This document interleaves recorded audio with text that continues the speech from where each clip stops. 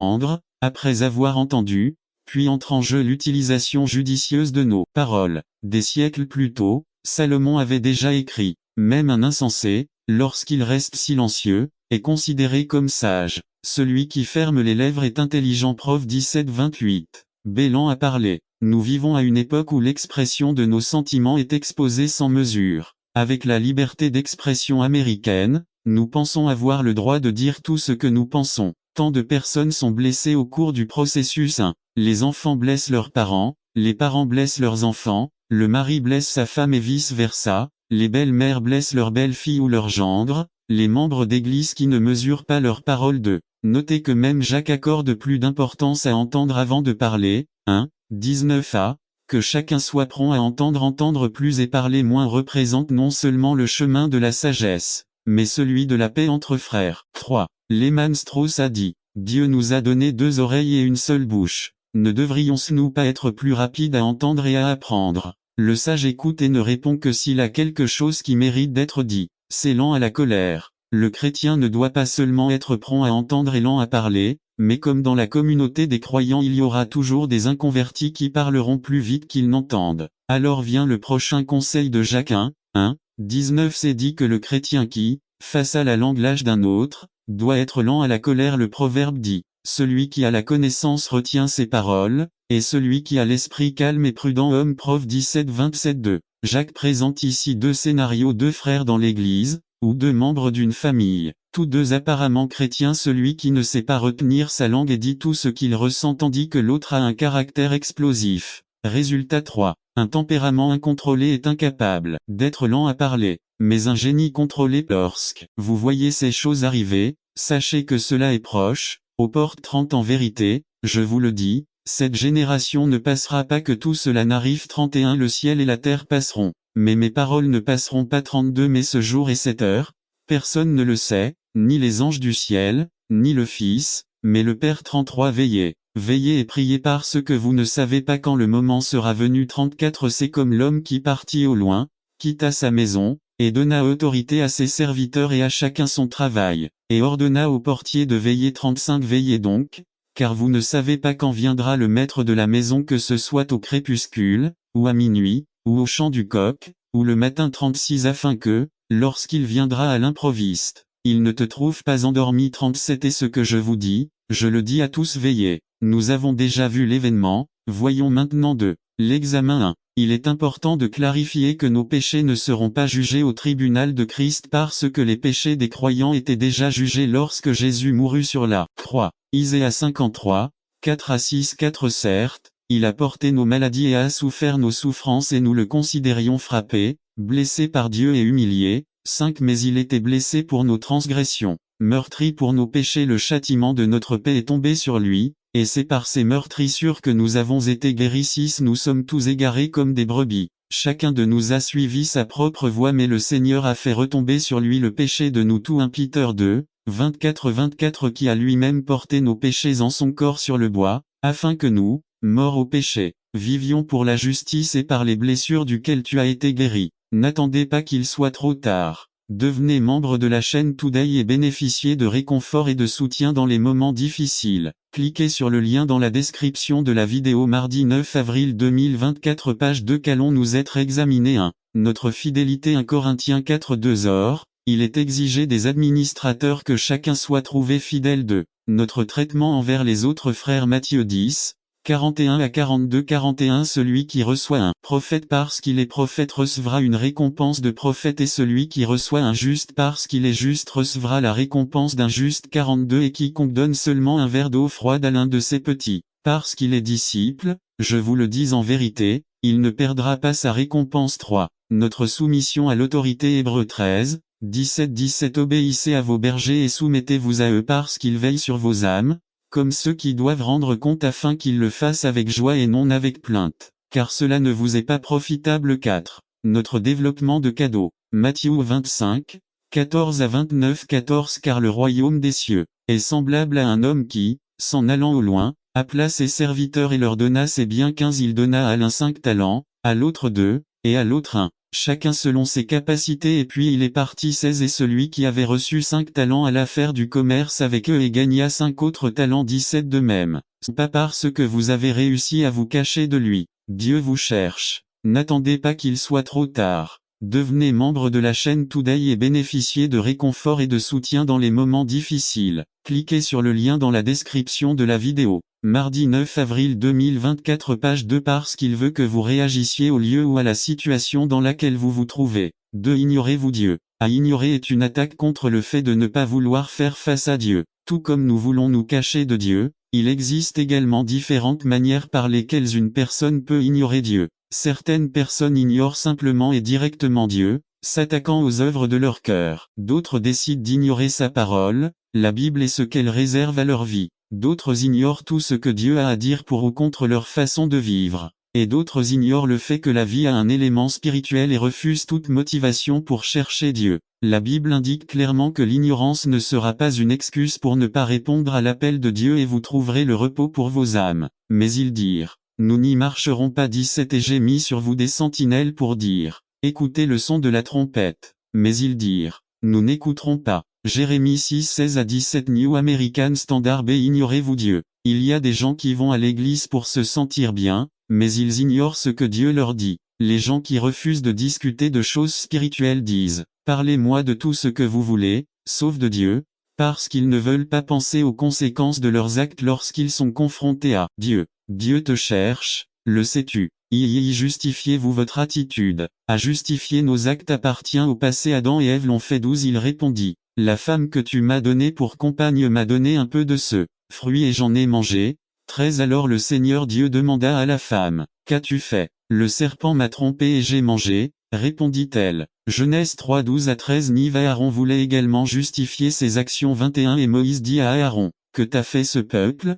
Pour que tu lui fasses commettre un si grand péché 22 Et Aaron dit, que mon Seigneur ne se fâche pas. Vous connaissez les gens qui sont enclins au mal 23 Car ils m'ont dit, fais de nous des dieux qui marchent devant nous car nous ne savons pas ce qui est arrivé à ce Moïse, l'homme qui nous a fait sortir du pays d'Égypte 24 Et je leur répondis, qui a de l'or, rangez, et ils me l'ont donné, et je l'ai jeté au feu, et ce veau est sorti. Exode 32 21 à 24 LSG Qui peut oublier le roi Saul 20 J'ai obéi au Seigneur. Saul a insisté. 1 sur moi 1 Cron 4, 10 Et si ta main était avec moi Le mot main apparaît environ 500 fois dans la Bible. Dans la plupart des cas, cela fait référence à Dieu ou à certaines qualités de son caractère. C'est pourquoi lorsque Jabé a demandé que les mains de Dieu soient sur lui, il faisait référence à sa capacité à posséder puissance. Exode 15 6 Présence. Psaume 18 35 Protection. Psaume 139 10 Provision. Psaume 145 16 Sécurité. Ésaïe 41 10 Illustration. Cela dépend de qui elle se trouve. Une balle de baseball dans mes mains équivaut à n'attendez pas qu'il soit trop tard. Devenez membre de la chaîne Today et bénéficiez de réconfort et de soutien dans les moments difficiles. Cliquez sur le lien dans la description de la vidéo. Mardi 9 avril 2024 page 1 Et Jésus leur dit, allez dans le monde entier et prêchez l'évangile à toute créature. Marc 16 15 5. Perte d'intérêt pour la communion des personnes spirituelles. Arrêtez de fréquenter des chrétiens spirituels et mûrs. Recherchez la compagnie de frères froids et charnels avec de mauvaises habitudes et coutumes. Celui qui marche avec des hommes sages sera sage, mais celui qui fréquente les insensés sera brisé. Prof 13, 26. Rejet du conseil. N'écoute pas les conseils ou s'énerve lorsqu'on le conseille. Le chemin de la vie est de suivre l'instruction, mais celui qui rejette la réprimande s'égare. Proverbe 10, 17. Celui qui aime l'instruction aime la sagesse,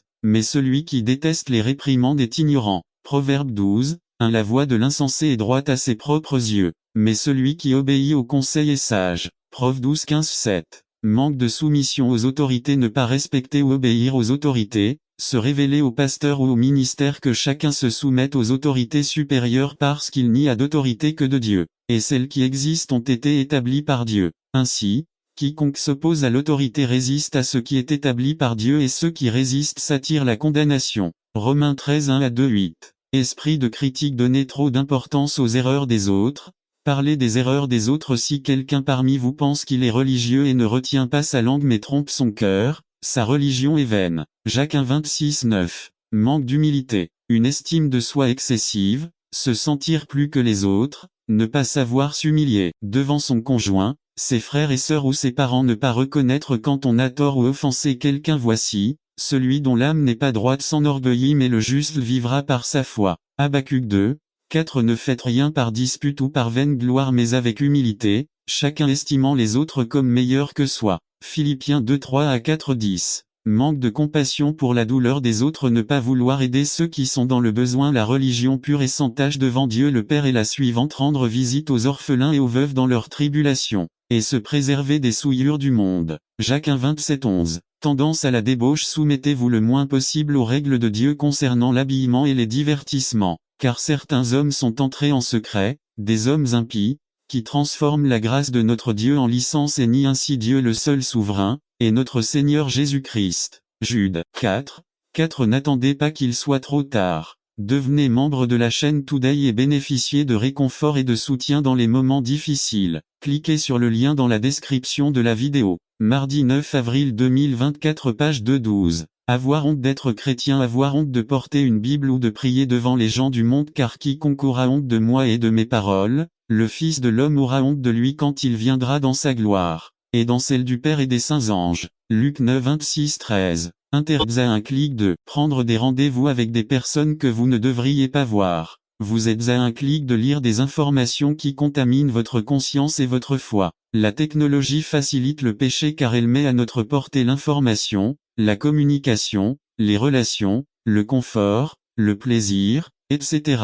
Nos cœurs, ayant beaucoup de ces choses à notre portée, sont tentés de pécher en utilisant la technologie. En bref, la technologie est le contexte dans lequel nos cœurs peuvent pécher. Le problème ne réside pas tant dans la technologie elle-même, mais plutôt dans la manière dont nous y mettons tout notre cœur. C'est pourquoi la seule façon d'avancer sur ce chemin sinueux de la technologie est de respecter les signes de la parole de Dieu. Concentrons donc nos cœurs sur Dieu et son royaume, et non sur ce monde. Même s'il y a tant de changements autour de nous, tant d'innovations, tant d'avancées technologiques, nos cœurs doivent être centrés et renouvelés en Dieu. Centrez et renouvelez votre cœur en Dieu. Dans l'Épître aux Romains 12, 12, il est dit: c'est pourquoi, je vous exhorte, frères, par les compassions de Dieu, à offrir vos corps comme un sacrifice vivant, saint, agréable à Dieu, ce qui sera de votre part un culte raisonnable. Ne vous conformez pas à ce monde, mais soyez transformés par le renouvellement de votre esprit, afin de prouver quelle est la volonté bonne, acceptable et parfaite de Dieu. N'attendez pas qu'il soit trop tard. Devenez membre de la chaîne Today et bénéficiez de réconfort et de soutien dans les moments difficiles. Cliquez sur le lien dans la description de la vidéo. Mardi 9 avril 2024, page 3. Certes, l'Écriture ne nous parle pas de communication cybernétique, d'écran plasma, de satellites et d'autres produits technologiques. Mais l'Écriture nous dit comment nous devrions vivre à toute époque à la lumière de l'œuvre de rédemption accomplie par Jésus-Christ. L'apôtre commence par dire: je vous prie pour les miséricordes de Dieu. Il a parlé de ces miséricordes dans les 11 chapitres précédents de l'Épître. Dieu, en envoyant Jésus-Christ, a résolu notre plus gros problème, le péché. La vie, l'œuvre, la mort, la résurrection et l'ascension de Jésus-Christ sont venus changer le cosmos et nos vies. Et tout cela a été par miséricorde, par grâce. Compte tenu de ces miséricordes, comment devrions-nous vivre maintenant? Comment devrions-nous vivre sur cette route sinueuse?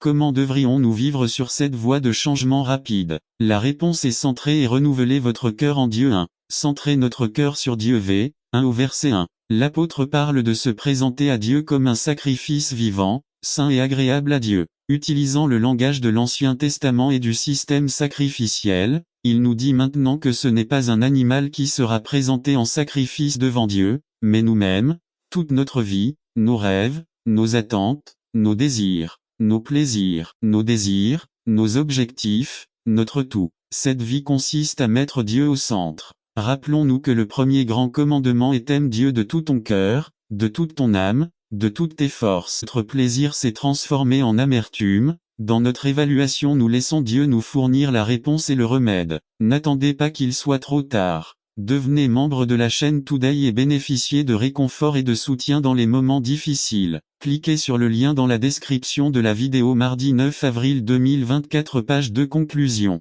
Lorsque le doux devient amer dans nos vies, rappelons-nous que notre perte ne doit pas nécessairement être notre fin, mais choisissons d'en faire notre début. Au début, rappelons-nous que Dieu a pourvu à nos besoins. Dans cette disposition, nous sommes conscients que votre recherche implique des primes et que sa valeur sera incalculable pour notre satisfaction. N'attendez pas qu'il soit trop tard. Devenez membre de la chaîne Today et bénéficiez de réconfort et de soutien dans les moments difficiles. Cliquez sur le lien dans la description de la vidéo. Mardi 9 avril 2024 page 3. Quand le doux devient amer. Résumé. Comment ce qui est apparemment destiné à bien se terminer en ruine apparente. C'est un parcours spirituel pour entrer dans le vrai dé par Miki Corea. Quand le sucré devient amer ou aigre. Rutin, 20 introduction. Rares sont ceux d'entre nous qui aiment les choses amères ou aigres. Le lait, les fruits et les sucreries amères ne sont pas satisfaisants, mais doux comme on l'aime. La noix de coco sucrée, les bonbons, le gâteau, le flan et combien d'autres choses dont nous avons envie et que nous mangeons avec plaisir. Mais tout dans la vie n'est pas qu'une douce noix de coco. Ici, à Noémie et nos vies antérieures témoignent que ce qui est doux peut devenir amer. La chronologie biblique du texte sacré nous situe aujourd'hui dans l'histoire hébraïque où, avant les rois célèbres, les juges étaient militaires. Ils étaient des dirigeants d'Israël en tant qu'agents religieux, spirituels et politico-militaires. C'était une bonne période après que Josué ait distribué la terre promise aux Israélites qui avaient quitté l'Égypte. Cependant, un besoin urgent est arrivé au sein d'un Israël gouverné par des juges. La faim. Au milieu de cette crise, le canon sacré nous raconte l'histoire de Ruth. Cette histoire concise et agréable, peut être lue en peu de temps mais je ne souhaite pas entrer dans les détails à cette occasion. Je souhaite cependant extraire quelques réflexions de cette femme appelée Noémie. Parmi les victimes de la Bible, on retrouve cette femme qui a presque tout perdu, son mari et ses enfants en un clin d'œil. Et au milieu de cette, et même lorsqu'il sera vieux, il ne s'en éloignera pas. 3. Affronter le avec amour. Jacques 2, 13. Car un jugement sans miséricorde sera rendu à celui qui ne fait preuve d'aucune miséricorde et la miséricorde triomphe du jugement. 4. Discipliner équitablement. Romains 14, 10. Mais toi, pourquoi juges-tu ton frère? Ou toi aussi, pourquoi méprises-tu ton frère? Car nous comparaîtrons tout devant le tribunal du Christ. 5. Restaurer la personne. de Thessaloniciens 3, 14. Si quelqu'un n'obéit pas à ce que nous disons dans cette lettre, montrez-le. Ne vous associez pas à lui, afin qu'il ait honte. 15. Mais ne le considérez pas comme un ennemi, mais avertissez-le comme un frère. Conclusion. De nombreux parents pensent qu'il est plus facile d'ignorer ou de féliciter les mauvais habits, des rubans et des bombes de différentes couleurs, et enfin, le clown ne pouvait pas manquer, avec ses chaussures exagérées, ses gros pantalons et son visage peint de plusieurs couleurs. Alors que le clown passait là où se tenait le garçon, plein d'émotion, mit sa main dans la poche de son pantalon, en sortit son précieux dollar et le tendit au clown. Le garçon est rentré chez lui plein de joie, comblé d'avoir enfin pu voir le cirque. Qu'est-ce qui s'est passé? Le garçon pensait avoir été témoin de la fureur du cirque, alors qu'il n'avait vu que le défilé. En tant que croyant, expérimentez-vous tout ce que Dieu a pour votre vie? Avez-vous conquis et pris possession des bénédictions que Dieu a pour vous? Parce que la vie en Christ est une grande aventure et que Dieu a de grandes choses pour ses enfants. Malheureusement, la majorité des croyants vivent une vie en Christ médiocre, une vie de défilé, et ne font pas l'expérience du plein potentiel des bénédictions que nous avons en Christ.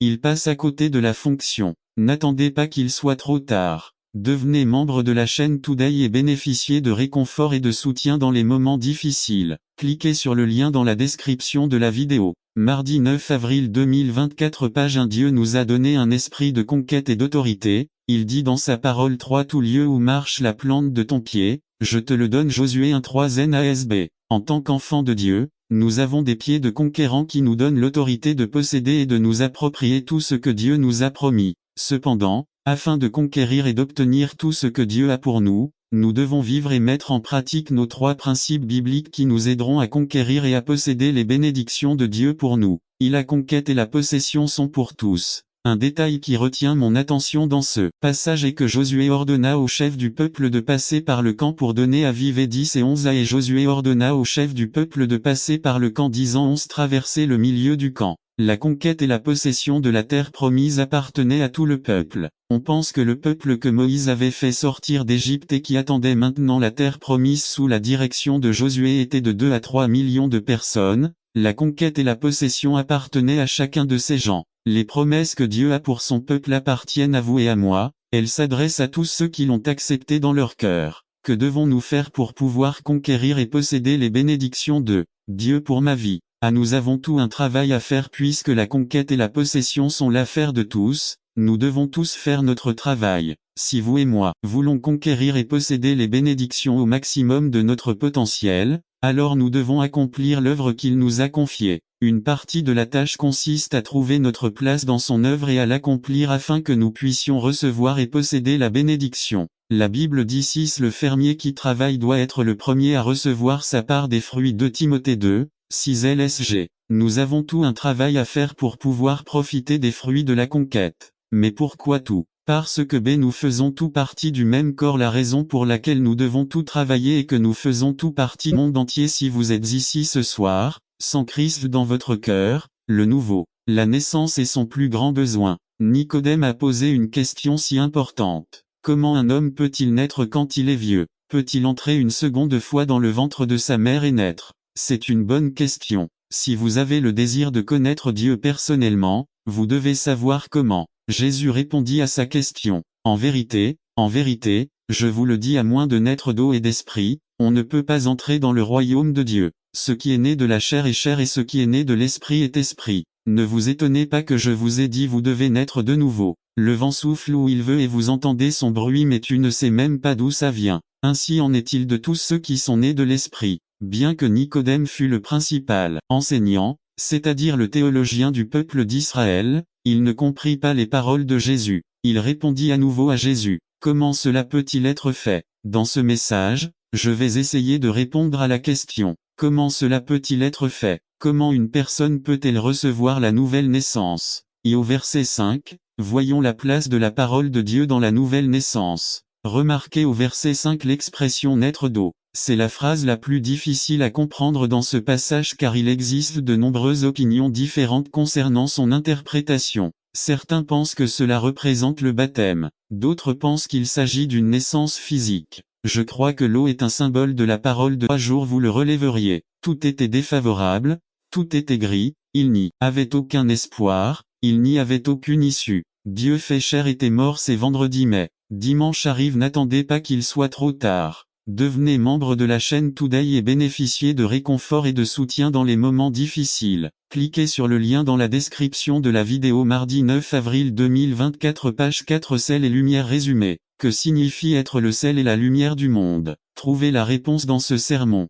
Par Ralph Mandé. Sel et lumière, vous êtes le sel de la terre. Mais si le sel perd sa saveur, avec quoi sera-t-il salé? Il ne sert plus à rien, sinon à être chassé et piétiné par les hommes. Tu es la lumière du monde. Une ville située sur une montagne ne peut pas être cachée. Matthieu 5 13,14 Le sel dans le monde ancien. Le sel dans les temps anciens avait une grande valeur. Dans de nombreux endroits le paiement se faisait avec du sel salaire. Les Grecs la considéraient comme divine. Les Romains avaient un dicton qui disait rien n'est plus utile que le soleil et le sel. Et tu assaisonneras de sel tout sacrifice que tu présenteras, et tu ne feras jamais manquer dans ton offrande le sel de l'alliance de ton Dieu. Dans chacune de vos offrandes, vous offrirez du sel. Lévitique 2:13 Je vous exhorte, frères, par les compassions de Dieu, à offrir vos corps comme un sacrifice vivant, saint, agréable à Dieu, ce qui est votre culte raisonnable. Romains 12:1. Le sel était un symbole de pureté. Le sel était lié à la pureté. Les Romains le considéraient comme le plus pur de tous, car il provenait du plus pur, du soleil et de la mer romaine. La victime, les mains liées, était attachée à un poteau et y était fouettée. Le fouet était fait d'un long morceau de cuir avec des morceaux d'os pointus et du plomb, du fer ou du cuivre. Parfois, les dommages causés au corps étaient tels que des veines et des artères profondes, des os, parfois même des entrailles et des organes internes, étaient exposés. De nombreux condamnés sont morts sous le fouet. D'autres ont perdu connaissance et se sont évanouis. La chair déchirée et la perte de sang provoquèrent une fièvre délirante et une soif incontrôlable chez la victime. À la crucifixion, c'était le tourment le plus douloureux et le plus humiliant de tous à cette époque. La mort par crucifixion était si terrible qu'elle ne s'appliquait qu'aux esclaves et aux étrangers, jamais à un citoyen. N'attendez pas qu'il soit trop tard. Devenez membre de la chaîne Today et bénéficiez de réconfort et de soutien dans les moments difficiles. Cliquez sur le lien dans la description de la vidéo. Mardi 9 avril 2024 page 2 Roman. Le condamné était obligé de porter sa croix jusqu'à ce qu'il atteigne l'endroit désigné, lui faisant emprunter le chemin le plus long possible. On lui fit parcourir le plus grand nombre de rues pour montrer et annoncer son crime et sa sentence. C'était pour donner une leçon au peuple et d'autre part pour que les gens, en le voyant, dans cet état, s'il y avait quelqu'un qui pouvait l'aider ou témoigner en sa faveur, soient encouragés à le défendre et si s'il parvenait à prouver son innocence, le prisonnier serait acquitté de la mort. Le prisonnier était fouetté en cours de route, afin de le maintenir debout. Une fois arrivé à l'endroit indiqué, il fut allongé sur le sol, ses bras furent attachés à la poutre horizontale et des clous de 6 pouces de long et d'1 pouce de large furent insérés dans ses mains et ses pieds. Ensuite, la croix était soulevée à l'aide de cordes et tout le poids du condamné restait suspendu, en appuyant sur les clous. Le condamné mourut finalement des suites de saignements, de soif, de déshydratation due à la chaleur intense ou à la fièvre résultant de ces horribles tourments.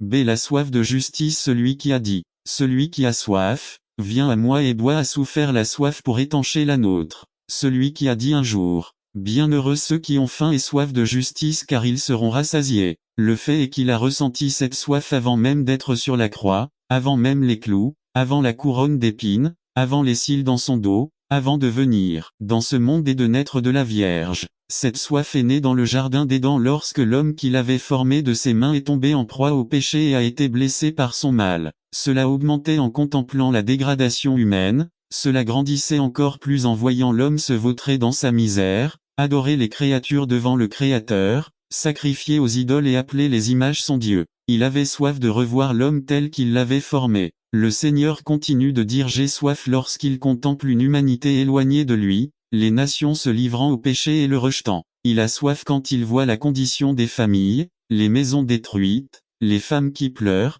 les enfants oubliés, les hommes dépravés et inconscients, les parents qui tuent leurs enfants avant la naissance et l'art du croyant ne repose pas sur d'innombrables lois, elle repose sur la mort et la résurrection du Christ. L'éducation n'est pas non plus la solution, car si une personne est utilisée ou possédée par le diable, et que nous l'éduquons, quel est le résultat? Un démon plus instruit et plus intelligent. La victoire du croyant sur le diable et ses démons ne se trouve pas non plus dans son intellect, mais dans la reconnaissance de l'autorité du Christ dans sa vie. C'est environnement ceux qui pensent que l'environnement d'une personne doit être changé pour qu'elle puisse avoir la victoire en Christ se trompent. Rappelons-nous que le même être humain s'est retrouvé en difficulté, dans le meilleur environnement qui puisse exister, en Éden, où tout était parfait. La victoire du croyant sur Satan et ses démons ne se trouve qu'en demeurant dans la présence du Christ et en permettant à son Saint-Esprit d'habiter famille et la formation de personnes autonomes et indépendantes, sans perdre de vue l'aspect fondamental qui soutient la famille et les relations. Il y a 2 aspects importants à prendre en compte dans le processus d'éducation des enfants. Le premier est l'équilibre de rôle, le bon usage du pouvoir et de l'autorité. Le deuxième est le respect de l'individualité de ceux qui composent la structure familiale. Un environnement familial chaleureux et sécuritaire est la base sur laquelle les enfants développent des habitudes saines et une saine estime de soi. Ce que Siméon et Anne la prophétesse ont dit à propos de Jésus affirme que les enfants font partie du plan et du dessein de Dieu. Mais en même temps, cela nous rappelle que les responsabilités de nous, parents, ne se limitent pas à fournir un abri, de la nourriture et une éducation à nos enfants, mais aussi offrir un environnement sain qui aide à la formation du caractère de l'enfant. Dans toute la Bible, c'est le seul texte qui nous renseigne sur l'environnement familial de l'enfance de Jésus. En aucun cas les phrases du V40 et 50 doivent être interprétées comme signifiant que Jésus était un enfant prodige ou anormal. Cela peut signifier qu'il grandissait sainement dans tous les aspects intellectuels,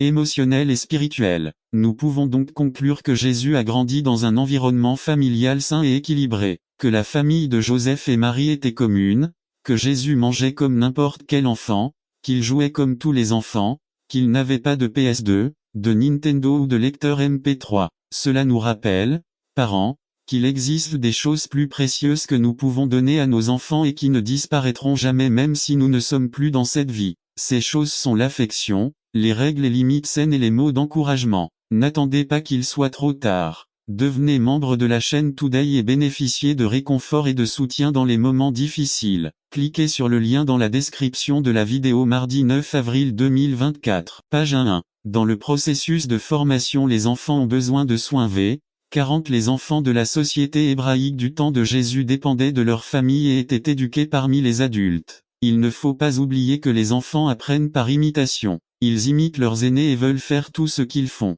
Si un climat émotionnel sain existe dans la structure familiale, alors un environnement agréable sera créé pour les enfants du Christ bien que nous ayons certains éléments en commun. Dieu a pourvu à la diversité au sein de l'unité afin que nous puissions marcher correctement dans nos familles. Nous voulons parfois que les autres membres de la famille agissent comme je pense que c'est la meilleure façon. La grâce de Dieu, le don de Dieu à chacun dépend de ce que Dieu veut, et non de ce que nous pensons. 1 Cor 12,